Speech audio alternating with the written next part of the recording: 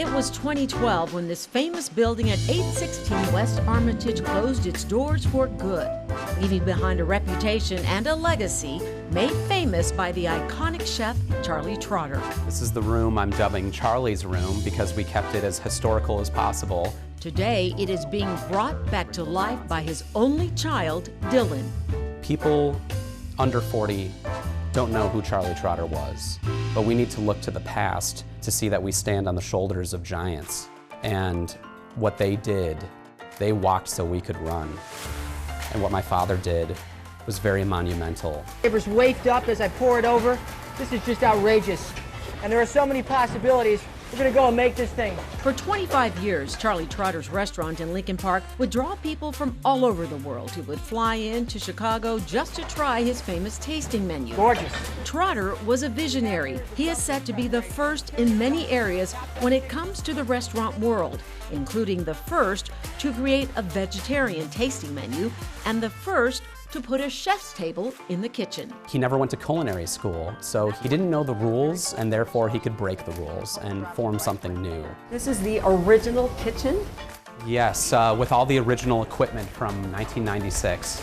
Today, there are cooks in the kitchen once again in a temporary pop-up that is being hosted by Chicago's famous 3-star Alinea restaurant. Chef Grant Achatz was trained by Charlie Trotter himself. It is a full circle moment, as many stories have been told that Achatz and Trotter were on the outs when he died of a stroke at the age of 54 in 2013.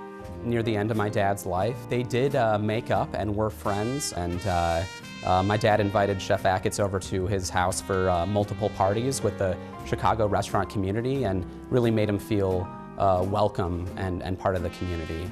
This pop-up is all about memories and restoration. The menu is 10 courses inspired by Trotter's first 5 cookbooks, and the restaurant has been painstakingly updated so you are taken back in time. If you look around this room, we have the original wallpaper from 1987, the original sconces, the original dining room chairs.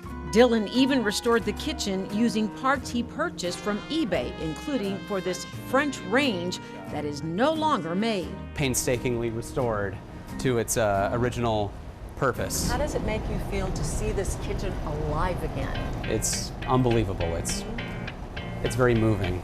You know, never thought I'd see the day. For now, Trotter's will only be open until February 9th. Tickets for the 2-week pop-up sold out in an hour, so they added another couple of weeks. For Dylan, who grew up in this restaurant, the experience isn't just nostalgic for him, but also for customers lucky enough to get in and share countless stories of the past. There's a couple from Dallas that flew in and said that it was their, they were on their 3rd date here back in 2008 when they said "I love you" to each other. And they heard that this opened back up. They immediately booked it to fly all the way here. The pop-up has brought not only customers back together, but former friends and chefs trained under Trotter as well. So what's next? Dylan is still trying to figure that out. His goal is to eventually open the restaurant permanently, but he hasn't figured out in what form just yet. This is only the beginning.